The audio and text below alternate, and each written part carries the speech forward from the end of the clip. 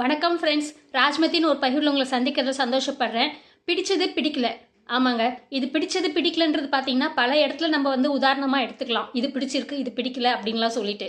அதே போல் நம்ம வாழ்கிற வாழ்க்கை தினசரி வாழ்க்கை பிடிச்சிருக்கா பிடிக்கலையா அப்படின்னு கேட்டால் சர்வ நிச்சயமாக எல்லாருமே 100% பிடிச்ச மாதிரி வாழறாங்களான்னு கேட்டால் இருக்காதுங்க.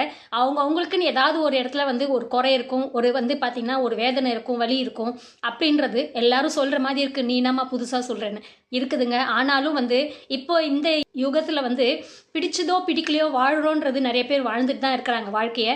இது சாத்தியமாக்குறது நம்ம கையில் தாங்க இருக்குது. வாழ்க்கை பிடிச்ச மாதிரி இருக்கான்னு கேட்குறது நிறைய பேருக்கு இருக்குது. நிறைய பேருக்கு பிடிக்கலன்ற வாழ்க்கையும் இருக்குது. ஆனாலும் அந்த வாழ்க்கையை நகர்த்திட்டு தான் போகிறோம்.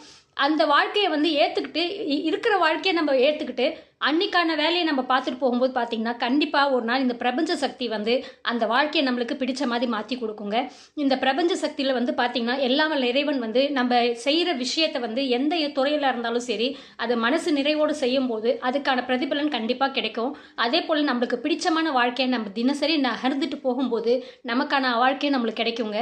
போனது எப்போவுமே மாற்ற முடியாது, முடிஞ்சு போனது. நாளைக்கு எப்படி வரும்ன்றது நம்மளுக்கு தெரியாது. ஆனால் இன்னைக்கு வாழ வாழ்க்கை நல்லா வாழ்ந்தோன்னா அதுக்கான பிடிச்ச வாழ்க்கை நம்மளுக்கு கிடைக்குங்க. மீண்டும் ராஜ்மதின்னு ஒரு பகிர்வில் உங்களை சந்திக்கிறேன். Until then bye from Rajmathi. நன்றி, வணக்கம்.